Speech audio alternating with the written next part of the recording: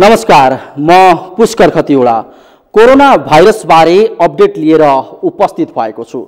चीनको वुहानबाट सुरु भएको नोभेल कोरोना भाइरस कोभिड-19 अहिले विभिन्न मुलुकमा फैलिँदै गएका कारण विश्वभरका देश कोरोना नियन्त्रणका लागि अहोरात्र लागि परेका छन्। तर कोरोनाको संक्रमण भने नियन्त्रणमा आउन सकेको छैन। दिनानुदिन यस संक्रमणका कारण मृत्यु हुने मानिसको संख्या बढिरहेको छ। आइतबार यो सामग्री तयार पार्दासम्म विश्वभर कोरोना संक्रमणका कारण मृत्यु हुने मानिसको संख्या 66,000 नागेको छ भने संक्रमितको संख्या 12,25,000 पुगेको छ। हुन त 2,54,000 भन्दा बढी मानिस कोरोनाको संक्रमणबाट निको समेत भएका छन्, तर यसको महामारी अझै रोकिने अवस्थामा भने छैन। यही बीच शनिबार कोरोनाबाट संक्रमितको संख्या 3 ले थपिएसँगै नेपालमा कोरोना संक्रमितको संख्या 9 पुगेको छ। यति मात्र होइन, विदेशका 4 नेपालीको मृत्यु समेत कोरोना संक्रमणकै कारणले भएको छ। विदेशमा रहेका 553 भन्दा बढी नेपालीमा कोरोना पोजिटिभ रहेको पुष्टि भइसकेको छ। आखिर कुन कुन देशमा कति नेपालीमा कोरोना संक्रमण फेला पर्यो त? अनि नेपालका 9 जना कोरोना संक्रमित को हुन्? हेरौं यो रिपोर्ट। 9औं संक्रमित चैत 22 गते कैलालीकी 34 वर्षीय महिलामा कोरोना संक्रमण भेटिएसँगै नेपालमा कोरोना पोजिटिभ हुनेको संख्या 9 पुगेको छ। ती महिलालाई चैत 8 गते दुबईबाट नेपाल आएका 34 वर्षीय नातामा देवर पर्ने व्यक्तिबाट कोरोना भाइरस सरेको स्वास्थ्य मन्त्रालयले जनाएको छ। देवरलाई संक्रमण पुष्टि भएपछि परिवारका 10 जना क्वारेन्टाइनमा बस्दै आएका थिए। संक्रमित महिलाको सेती प्रादेशिक अस्पतालमा उपचार भइरहेको छ। उनी संक्रमित भएपछि नेपालमा पहिलो पटक एक व्यक्तिबाट अर्को व्यक्तिमा कोरोना सरेको प्रमाणित भएको छ। 8औं संक्रमित चैत 22 गते नै नेपालमा फेला परेका 8औं संक्रमित व्यक्ति भारतको मुम्बईबाट फर्किएका पुरुष रहेका छन्। उनी केही समय यता मुम्बईमा काम गर्दै आएका थिए। कोरोनाको संक्रमणका कारण भारतमा समेत लकडाउन भएपछि उनी नेपाल फर्किएका थिए। नेपाल फर्किए लगत्तै क्वारेन्टाइनमा रहेका कैलाली लम्कीका 21 वर्षीय पुरुषमा कोरोना पोजिटिभ देखिएपछि नेपालमा कोरोना संक्रमितको संख्या 8 पुगेको थियो। उनको अहिले धनगढ स्थित सुदूरपश्चिम प्रादेशिक अस्पतालमा उपचार भइरहेको छ।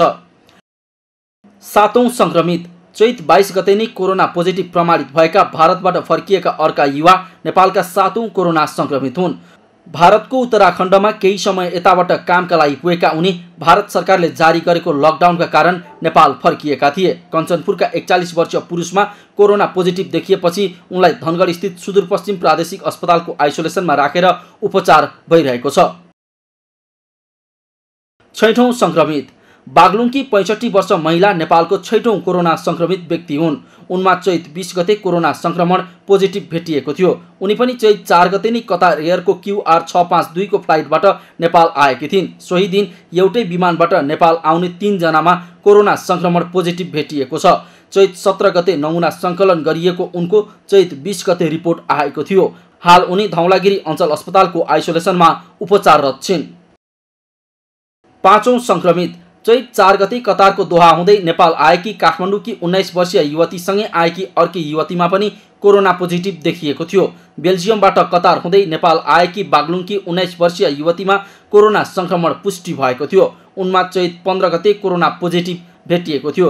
काठमाडौँ उत्रिए लगत्तै चैत 5 गते उनी माइक्रो चढेर बागलुङ घर पुगेकी थिइन्। यो सँगै नेपालमा लकडाउनको अवधि थपिएको थियो। हाल उनी बागलुङमा उपचाररत छिन्। 4औं संक्रमित त्यसैगरी उपत्यका बाहिर पहिलो पटक र नेपालका 4थो व्यक्तिमा चैत 14 गते कोरोना संक्रमण पोजिटिभ भेटिएको थियो। दुबईबाट आई चैत 11 गते अस्पताल भर्ना भएका कैलाली धनगढीका 34 वर्षीय पुरुषमा कोरोना पोजिटिभ भेटिएको थियो। राष्ट्रिय जनस्वास्थ्य प्रयोगशालामा गरिएको परीक्षणमा कोरोना पोजिटिभ देखिएपछि कैलाली स्थित सेती प्रादेशिक अस्पताल धनगढीमा उनको उपचार भइरहेको छ। तेस्रो संक्रमित दोस्रो व्यक्तिमा कोरोना संक्रमण पुष्टि भएसँगै त्यस लगत्तै चैत 12 गते तेस्रो व्यक्तिमा कोरोना संक्रमण पोजिटिभ भेटिएको थियो। युएईबाट चैत 6 गते एयर अरबिया मार्फत नेपाल आएका धादिङका 32 वर्षीय युवामा कोरोना पोजिटिभ देखिएको थियो। काठमाडौँ आए लगत्तै होटलमा बसेका उनको स्वास्थ्यमा समस्या आएपछि चैत 11 गते टेकु स्थित शुक्रराज ट्रपिकल तथा सर्वरोग अस्पतालमा स्वास्थ्य परीक्षण गर्दा कोरोना पोजिटिभ प्रमाणित भएको थियो। संक्रमित तेस्रो व्यक्तिको टेकु स्थित शुक्रराज ट्रपिकल तथा सर्वरोग अस्पतालको आइसोलेसनमा उपचार भइरहेको छ। दोस्रो संक्रमित पहिलो व्यक्तिमा कोरोना पोजिटिभ भेटिएको 2 महिनापछि अर्थात् चैत 9 गते अर्की एक युवतीमा कोरोना पोजिटिभ भेटिएको थियो। चैत 4 गते फ्रान्सबाट कतारको दोहा हुँदै नेपाल आएकी काठमाडौँकी 19 वर्षीय युवतीमा दोस्रो पटक कोरोना पोजिटिभ देखिएको थियो। किशोरीको टेकु अस्पतालको आइसोलेसनमा उपचार भइरहेको छ। दोस्रो व्यक्तिमा कोरोना पोजिटिभ भेटिए लगत्तै संक्रमण फैलिन नदिन भन्दै सरकारले 1 साता लकडाउनको आह्वान गर्यो। यति मात्र होइन, युवतीमा कोरोना संक्रमण फेला परेपछि युवतीसँगै विमानमा आएकाहरूको समेत ट्रेसिङ गरेर खोजी गरिएको थियो। पहिलो संक्रमित नेपालमा कोरोनाको पहिलो संक्रमित माघ 9 गते भेटिएको थियो। चीनको वुहानबाट नेपाल आएका नेपालगञ्जका 31 वर्षीय विद्यार्थी युवामा कोरोना पोजिटिभ देखिएको थियो। चीनबाट काठमाडौँ हुँदै नेपालगञ्जसम्मको यात्रा पूरा गरी घर पुग्दा ज्वरो आएपछि तत्काल काठमाडौँ फर्केर टेकुमा परीक्षण गर्दा कोरोना पोजिटिभ भेटिएको थियो। हाल उनी निको भई घर फर्किसकेका छन्। माघ 23 गते नै अस्पतालबाट डिस्चार्ज भई घर बसेर उपचारमा रहेका उनी अहिले निको भई नियमित कामकाजमा फर्किसकेका छन्। यस अलावा विदेशमा रहेका 553 नेपालीमा कोरोना संक्रमण पोजिटिभ देखिएको छ भने 4 नेपालीको मृत्यु भइसकेको छ।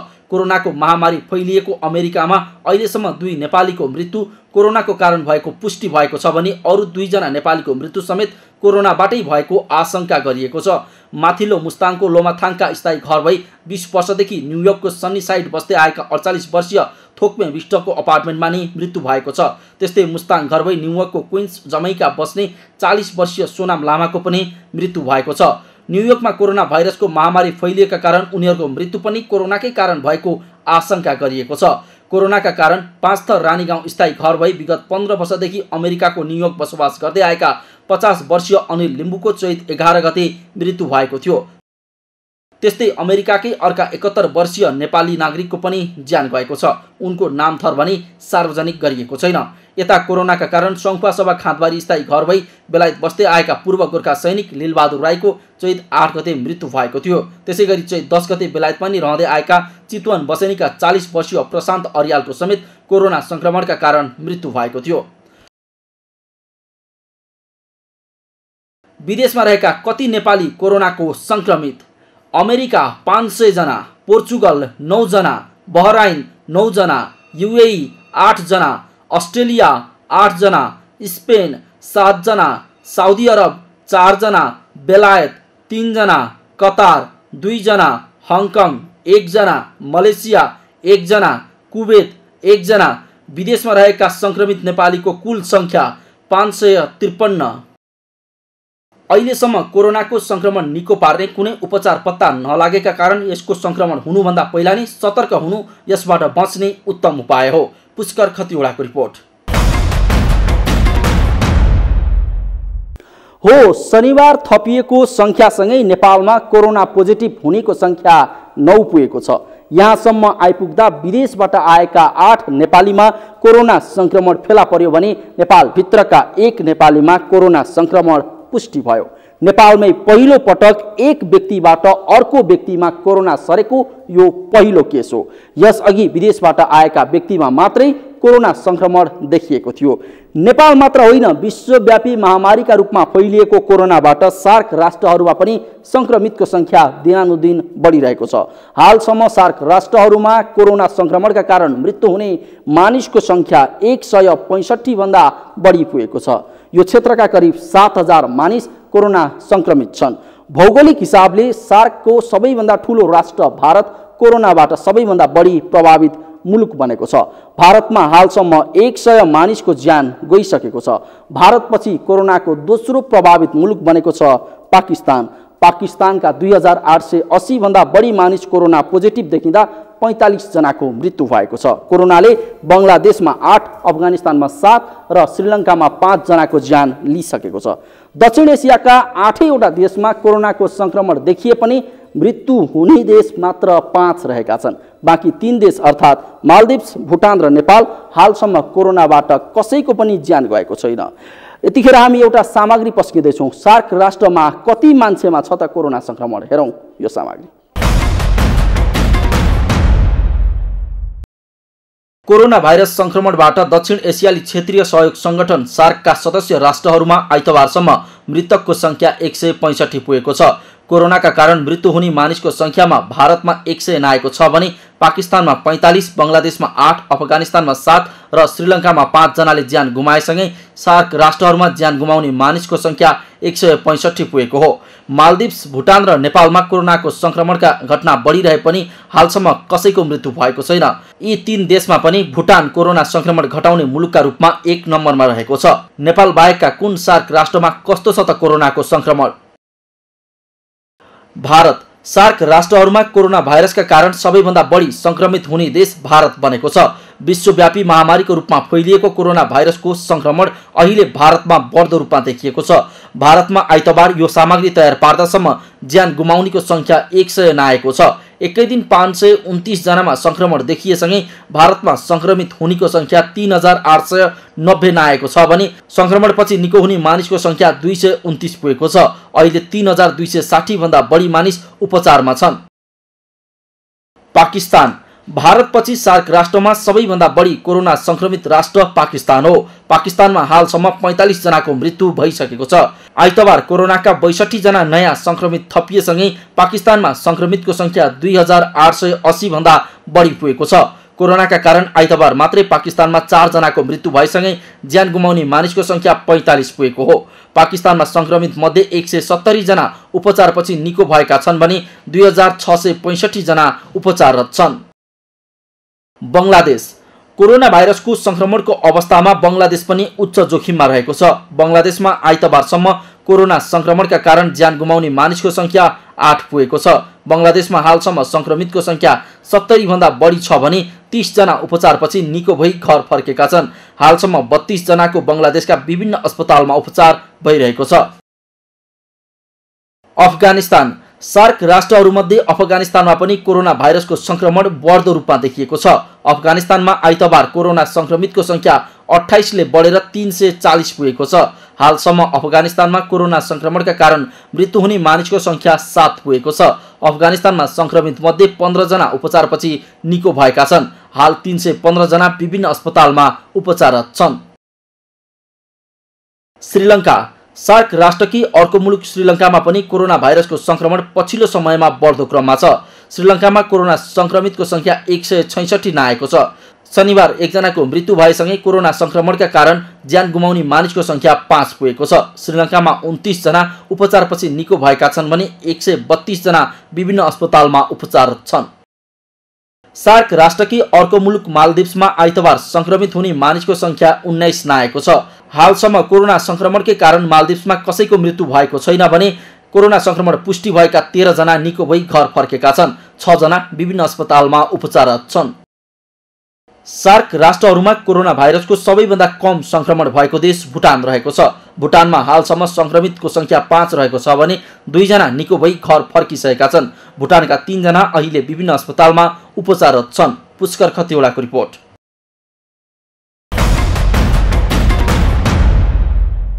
हो कोरोना संक्रमणका कारण भारतमा 100 भन्दा बढी मानिसको मृत्यु हुँदाखेरि पाकिस्तानमा 45 जना भन्दा बढीको मृत्यु भइसकेको छ। यो बेला सार्कका अधिकांश राष्ट्रहरू कोरोना संक्रमणको उच्च जोखिममा रहेका छन्। कार्यक्रममा एकैछिन ब्रेकपछि स्वास्थ्य तथा जनसङ्ख्या मन्त्रालयद्वारा दिएको जानकारी लिएर उपस्थित हुनेछौँ।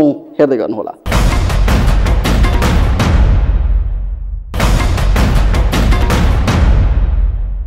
ब्रेकपछि स्वागत छ। हामी निरन्तर कोरोनाको महामारीका विषयमा चर्चा गरिरहेका छौं। स्वास्थ्य तथा जनसङ्ख्या मन्त्रालयले राष्ट्रिय जनस्वास्थ्य प्रयोगशालामा हालसम्म 1529 जनाको कोभिड-19 अर्थात् कोरोना भाइरसको परीक्षण गरेको जानकारी दिएको छ। यसमध्ये 9 जनामा कोरोना भाइरसको संक्रमण देखिएको छ भने संक्रमित मध्ये 1 जना निको भएर घर फर्किसकेका छन्। त्यस्तै हाल काठमाडौँमा 12 तथा काठमाडौँ बाहिर 102 जना आइसोलेसनमा रहेको मन्त्रालयले जनाएको छ। आइतबार आयोजित पत्रकार सम्मेलनमा प्रवक्ता डाक्टर विकास देवकोटाले सम्भावित संक्रमितको सूची रेड जोनमा कुल 140 जनालाई राखिएको जानकारी दिएका छन्। स्वास्थ्य तथा जनसङ्ख्या मन्त्रालयको नियमित पत्रकार सम्मेलनको सामग्री अबको क्रममा। नमस्कार, सदा चाहिँ आज पनि कोभिड-19 को अपडेट लिएर उपस्थित भएको छु। आजको पहिलो अपडेटमा हाम्रो प्रयोगशाला परीक्षणमा राष्ट्रिय जनस्वास्थ्य प्रयोगशालामा आजसम्म 1529 वटा टेस्टहरू गरिएका छन्। त्यो बाहेक हामी 6 ठाउँमा काठमाडौँ उपत्यका बाहिरका 6 वटा ठाउँहरूमा धरान, पोखरा, जनकपुर, सुर्खेत, हेटौडा र धनगढीमा टेस्टहरू भइरहेको छ, नमुना परीक्षणहरू भइरहेको छ। बुटवलमा आज सुरु हुन सकेको छैन, सम्भवतः भोलि सुरु हुन्छ। चितवनमा आज नमुना लिएर परीक्षण सुरु भएको छ, टेस्ट रन भइरहेको अवस्था छ। यसरी अब जम्मा 7 ठाउँमा चाहिँ उपत्यका बाहिर सुरुवात भएको अवस्था छ। आज आइसोलेसनमा भएका व्यक्तिहरू काठमाडौँ उपत्यकाभित्र 12 वटा र उपत्यका बाहिर 101 वटा गरेर जम्मा 113 जना आइसोलेसनमा हुनुहुन्छ। सम्पर्कमा आएका सबै व्यक्तिहरूको, संक्रमित व्यक्तिहरूको कन्ट्याक्ट ट्रेसिङ निरन्तर भइरहेको छ। हामीले हिजो संक्रमित फेला परेकाहरूको पनि कन्ट्याक्ट ट्रेसिङ सुरु गरिसकेका छौँ।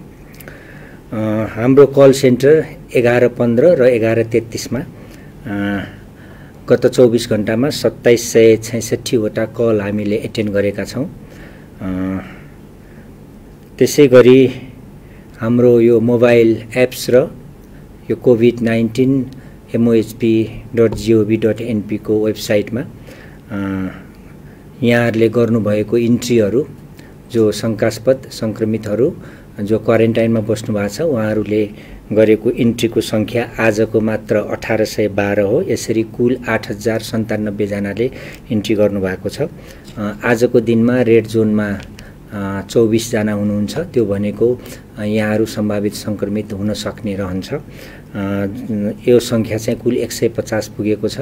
म के अपडेट गराउँ, हामीले सबै हिजोसम्मको धेरै जसोको कन्ट्याक्ट ट्रेसिङ गरेका छौँ। यो मानेमा कि फोन गरेर उहाँहरूसँग सबै सम्पर्कहरू गरिएको छ। धेरै जसोको मोबाइलहरूको नम्बरहरू फरक र केही चाहिँ रेड जोनमा नपरेको हामीले पाएका छौँ।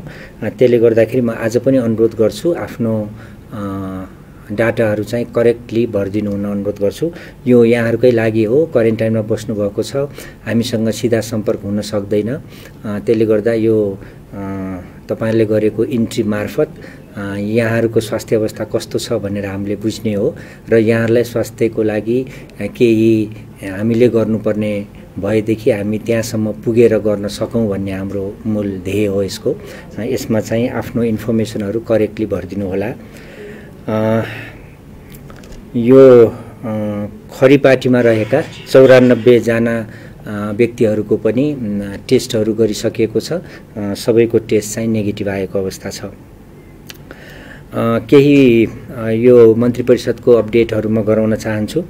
कैलाली र कञ्चनपुर जिल्लाको क्वारेन्टाइनमा रहेका विदेशबाट आएका 2 व्यक्तिहरूमा कोभिड-19 को संक्रमण देखिएको र विदेशबाट आएका अर्को एक संक्रमित व्यक्तिबाट निजको परिवारको एक सदस्यमा यो संक्रमण देखिएकोले यी 2 जिल्लाहरूको सबै क्वारेन्टाइनमा रहेका व्यक्तिहरू, त्यसैगरी बागलुङ जिल्लामा कोभिड-19 को उपचारको क्रममा रहेका संक्रमित व्यक्तिहरूको वासस्थान वरपर र यहाँहरूको सम्पर्कमा रहेका व्यक्तिहरू, त्यसैगरी चैत महिनामा प्रवेश गरेका व्यक्तिहरू र सम्पर्कमा रहेका व्यक्तिहरू को सबैको आरडीटी र्यापिड डायग्नोस्टिक टेस्ट प्रविधिबाट कोभिड-19 को परीक्षण गर्ने र उक्त प्रविधिबाट परीक्षण गर्दा कोरोना भाइरस पोजिटिभ देखिएका व्यक्तिहरूको पुनः पीसीआर प्रविधिबाट परीक्षण गरी यकिन गर्ने र यसको नतिजाको आधारमा अन्य क्वारेन्टाइनमा रहेका व्यक्तिहरू र कोभिड-19 को संक्रमणको शंका लागेका व्यक्तिहरूको परीक्षण गर्ने व्यवस्था मिलाउन स्वास्थ्य तथा जनसङ्ख्या मन्त्रालयलाई निर्देशन भएको छ मन्त्री परिषदको निर्णयबाट। त्यसले गर्दाखेरि हामीले आजै यो निर्णयलाई पालना गर्दै हाम्रो यो व्यवस्था हेर्ने एपिडेमियोलोजी तथा रोग नियन्त्रण महाशाखा, राष्ट्रिय जनस्वास्थ्य प्रयोगशाला र यो राष्ट्रिय स्वास्थ्य अनुसन्धान परिषद समेतको सबैको चाहिँ बैठकमा, सबै सम्मिलित बैठकमा निर्णय भएर यो आरडिटी मार्फत गर्नको लागि सम्बन्धित महाशाखाबाट टोलीहरूलाई अभिमुखीकरण गर्ने र आजै टोली हिँड्ने तयारी गरिएको छ। त्यसै गरी अर्को मन्त्री परिषदको निर्णयमा कोभिड-19 को रोकथाम, नियन्त्रण र उपचारको कार्यमा संलग्न चिकित्सक, नर्स, प्राविधिक लगायतका स्वास्थ्यकर्मीहरूलाई व्यक्तिगत स्वास्थ्य सुरक्षाका उपकरण एवं सामग्रीहरू र प्रोत्साहनको विशेष व्यवस्था गर्ने, यो रोगको रोकथाम, नियन्त्रण र उपचारको कार्यमा संलग्न चिकित्सक, नर्स र प्राविधिक लगायतका स्वास्थ्यकर्मीहरूको सुरक्षाको उचित प्रबन्ध गृह मन्त्रालयले मिलाउने र सो कार्यमा संलग्न स्वास्थ्यकर्मीहरूको कार्यमा बाधा विरोध गर्ने व्यक्तिलाई ड्युटीमा खटिएका सुरक्षाकर्मीको कार्य सम्पादनमा बाधा विरोध गर्नेहरूलाई हुने सरहको प्रचलित कानुन बमोजिम कारबाही गर्ने निर्णय भएको छ। यसले गर्दाखेरि अब छिटपुट रूपमा देखिएका चिकित्सक, नर्सेस, स्वास्थ्यकर्मी लगायतका जो सेवा प्रवाहमा निरन्तर खटिरहनु भएको छ उहाँहरूको सुरक्षाको लागि र उहाँहरूमाथि केही बाधा विरोधहरू आइपरेमा जो चाहिँ ड्युटीमा खटिएका सुरक्षाकर्मीहरूको लागि व्यवस्था हुन्छ त्यही सरहको चाहिँ सजायको व्यवस्था चाहिँ गरिएको अवस्था छ। यसले पनि हाम्रा चिकित्सक तथा स्वास्थ्यकर्मीहरूको यो कोभिड-19 रोकथाम र सङ्क्रमणको उपचारमा संलग्न रहन थप मनोबल बढेको हामीलाई लागेको छ। त्यसै गरी अब केही आजको अपडेटहरूमा यो नेपाल भारत मानव विकास मैत्री सङ्घले 300 वटा र एनएमबी ग्रुपले 700 वटा पिपिई जो हरेक प्रदेशमा 100 वटाको दरले वितरण गर्नको लागि स्वास्थ्य मन्त्रालयलाई हस्तान्तरण भएको छ। त्योभन्दा बढी मैले 3 वटा मुख्य अहिले हामीलाई सोधेका प्रश्न र जिज्ञासाहरूमा क्वारेन्टाइनको गुणस्तरको कुरा छ। यो गुणस्तरको लागि हामीले मापदण्ड जुन निर्धारण गरेका छौँ क्वारेन्टाइनको व्यवस्था गर्नको लागि बनेको त्यो मापदण्ड अनुसार सञ्चालन हुनुपर्छ र यसको अनुगमनको लागि चाहिँ भइरहेको पनि छ। प्रदेश सरकार तथा स्थानीय तहबाट यो गरिदिनु हुन पनि हामी अनुरोध गर्छौँ। त्यसै गरी अर्को छ अन्य बिरामीहरूले स्वास्थ्य सेवा लिन दुःख पाएको खबरहरू पनि धेरै आएको छ। हामीलाई सोधेका प्रश्नमा त्यो पनि प्रमुख प्रश्न हो।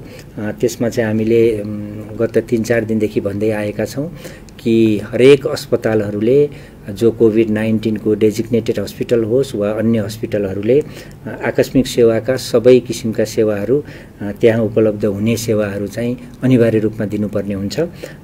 त्यो चाहिँ दिनुहोला र बिरामीहरू एक अस्पतालबाट अर्को अस्पतालमा जाने चाहिँ काम रोकियोस् भनेर हामी स्वास्थ्य मन्त्रालयले आग्रह गरिरहेको छ। हो आइतबार नियमित पत्रकार सम्मेलनका क्रममा स्वास्थ्य तथा जनसङ्ख्या मन्त्रालयका प्रवक्ता डाक्टर विकास देवकोटाले भक्तपुरको खरिपाटी स्थित विद्युत प्राधिकरण तालिम केन्द्रको क्वारेन्टाइनमा राखिएका 94 जनाको कोरोना परीक्षण गर्दा रिपोर्ट नेगेटिभ आएको बताएका हुन्। डाक्टर देवकोटाका अनुसार उपत्यका बाहिर 7 स्थानमा कोभिड-19 को परीक्षण सुरु भएको छ। चितवन, धरान, पोखरा, जनकपुर, सुर्खेत, हेटौँडा र धनगढीमा परीक्षणहरू सुरु भइसकेका छन्। बुटवलमा समेत चाँडै कोरोनाको परीक्षण सुरु गरिने डाक्टर देवकोटाले जानकारी दिए। कार्यक्रममा एकैछिन ब्रेकपछि लकडाउनका बेला तरकारीको अभाव भएपछि भक्तपुरका युवा र 5 थरका स्थानीयले देखाएको सहयोग लिएर उपस्थित हुनेछौँ। हेर्दै गर्नुहोला।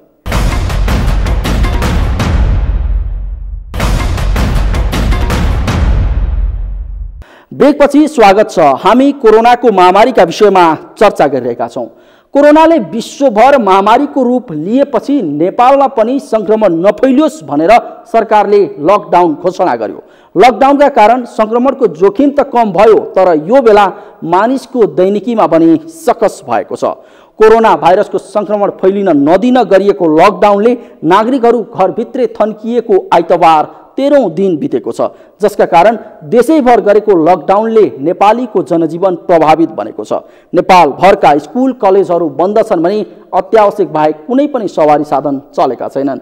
बाटोमा फाट्टाफुट्टा सवारी साधनहरू सवारी पास बनाएर चलिरहेका छन्। मुलुकभर लकडाउनको घोषणा भएपछि कृषि उत्पादनले बजार नपाउने तथा उपभोक्ताले खान नपाउने स्थिति सिर्जना भएसँगै केही युवाहरू किसानको बारीबाट सिधै उपभोक्ताको घरमा तरकारी पुर्याउने काममा जुटेका छन्।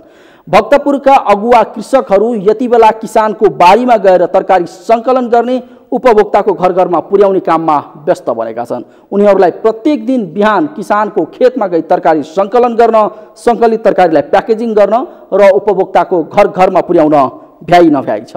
हेरौँ यो सामग्री। कोरोना भाइरसको संक्रमण फैलिन नदिन सरकारले मुलुकभर लकडाउनको घोषणा गरेपछि कृषि उत्पादनले बजार नपाउने तथा उपभोक्तालाई खान नपाउने स्थिति सृजना भएपछि युवाहरू किसानको बारीबाट सिधै उपभोक्ताको घरमा तरकारी पुर्याउने काममा जुटेका छन्।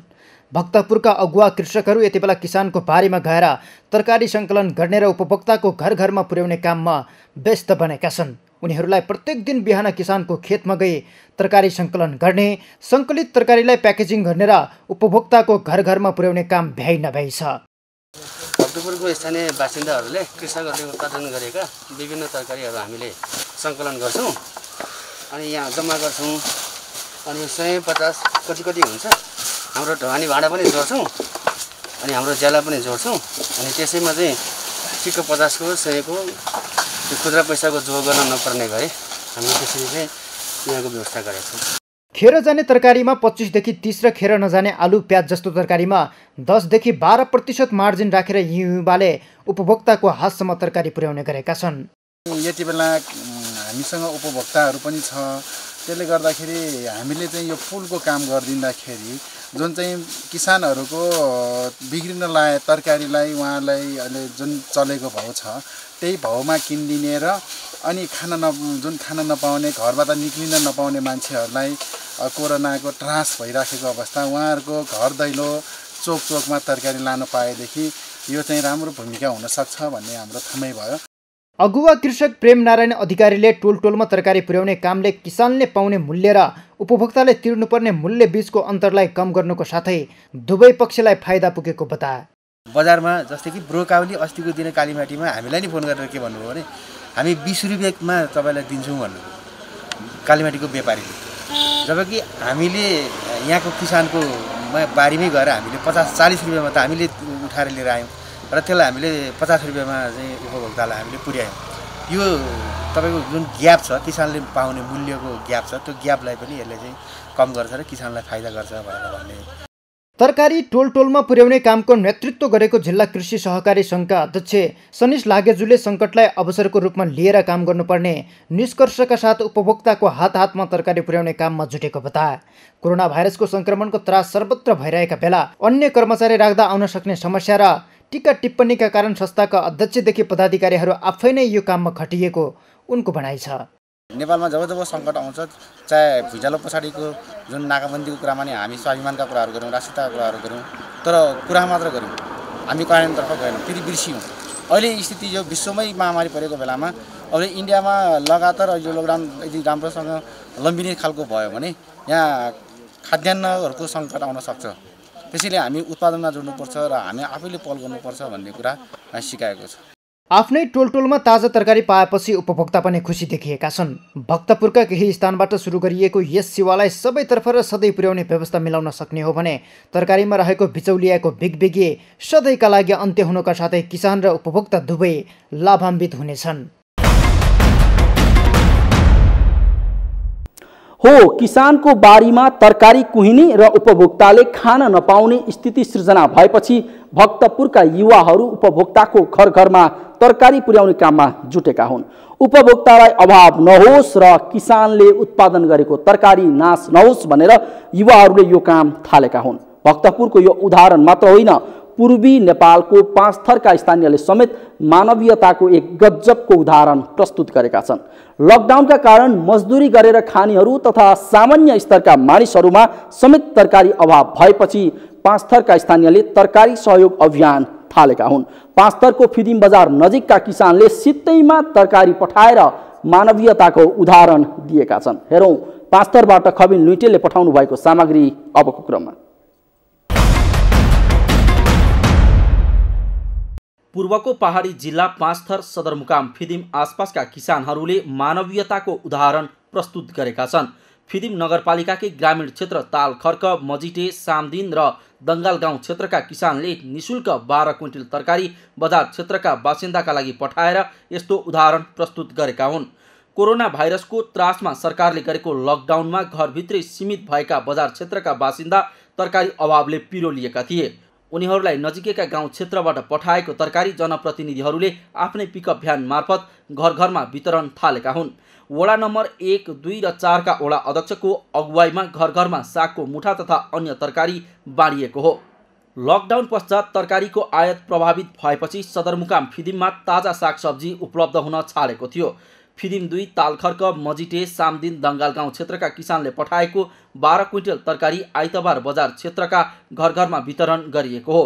तरकारी बजारसम्म ल्याउन फिदिम 2 का वडा अध्यक्ष सुकपाल तुम्बाम्पो र नारायण बजगाई सहितको जनप्रतिनिधिहरूले सहजीकरण गरेका थिए भने वितरणका लागि वडा नम्बर 1 का अध्यक्ष गजाधर भट्टराई र वडा नम्बर 4 का अध्यक्ष प्रकाश गुरुङ लगायतले सहयोग गरेका थिए। फिदिम 2 का किसानले बजारका बासिन्दाका लागि यथासक्दो साग, धनिया, आलु, इस्कुस, बन्दा, गुन्द्रुक र सिन्की लगायतका सामग्री पठाएका हुन्। उहाँहरूले चाहिँ अनुदान दिनुभएको हो। हाम्रो चाहिँ एउटा जनप्रतिनिधिहरूले चाहिँ यसलाई समन्वय गरेर चाहिँ यो बजार क्षेत्रलाई चाहिँ हामीले चाहिँ निःशुल्क वितरण। यता नजिकैका गाउँ क्षेत्रका छिमेकीले पठाएको तरकारी पाउँदा बजारवासी समेत हर्षित भएका थिए। यो त ठुलो उनीहरूले मरिमरि दुःख गरे, कति बर्खापछि दुःख गरेर दुनियाँलाई खुवाउनु त उनीहरूलाई त घाटै भयो। यो उनीहरूको ठुलो योगदान हो। लकडाउनका बेला तरकारी किन्न नपाएका बजार क्षेत्रका बासिन्दालाई निशुल्क तरकारी पठाएका फिदिम आसपासका तरकारी उत्पादक कृषकले सामाजिक एकता र विपदको बेला मानवीय सहयोगको दरिलो उदाहरण प्रस्तुत गरेका हुन्। लकडाउनले कतै उत्पादन खेर जाने त कतै नागरिक भोकै बस्नुपर्ने अवस्था आएको छ। यस्तो अवस्था अन्त्यका लागि सित्तैमा तरकारी दिने ठाउँबाट तरकारी ल्याएर वितरणसँगै किसानले मूल्य पाउने र उपभोक्ताले सहज आपूर्तिको सुविधा पाउने अवस्थाका लागि स्थानीय सरकार र जनप्रतिनिधिले महत्त्वपूर्ण भूमिका खेल्न आवश्यक छ। सगरमाथा टेलिभिजनका लागि पाँचथरबाट खबिन लुइटेलको रिपोर्ट। हो फिदिम नगरपालिकाकै ग्रामीण क्षेत्र तालखर्क, मजिटे, सामदिन र दङ्गाल गाउँ क्षेत्रका किसानले निशुल्क 12 क्विन्टल तरकारी बजार क्षेत्रका बासिन्दाका लागि पठाएका हुन्। कोरोना भाइरसको त्रासमा सरकारले गरेको लकडाउनको अवधिमा घरभित्रै सीमित भएका बजार क्षेत्रका बासिन्दा तरकारी अभावले पिरोलिएपछि नजिकका गाउँ क्षेत्रबाट साग, धनिया, आलु, इस्कुस, बन्दा, गुन्द्रुक र सिन्की लगायतका सामग्री पठाएर मानवीयताको उदाहरण पेश गरेका हुन्। जे होस्, यो बेला देशभर नै एकले अर्कोलाई सहयोग गर्ने क्रम बढेको छ। यो राम्रो पक्ष हो, तर कतिपय स्थानमा केही व्यक्तिहरूले सहयोगका नाममा 1-2 थान चाउचाउ र बिस्कुट दिने अनि सामाजिक सञ्जालमा लाइक र कमेन्ट पाउन पोस्ट गर्ने परिपाटी बसेको छ। समाजसेवा भनेर आफ्नै प्रचारमा उत्रिएका केही व्यक्तिका यस्ता कामले समाजसेवा बदनाम मात्र बनेको छैन, वास्तविक समाजसेवी र सहयोगी मनलाई समेत ओझेलमा पारेको छ। त्यसैले विपदका बेला सहयोगका नाममा गरिने केही चटकहरूको नियमन तथा अनुगमन हुन अति आवश्यक बनेको छ। बरु सहयोग सानो नै होस्, तर यो प्रचारमुखी भनी नहोस्। समाजसेवा मनले गरोस्, तनले गरोस्, तर यो नाटकीय नहोस्। हवस् त, आजका लागि कार्यक्रम यति नै। अर्को कार्यक्रम मार्फत पुनः उपस्थित हुनेछौँ। तबसम्मलाई आज्ञा दिनुहोस्। नमस्ते।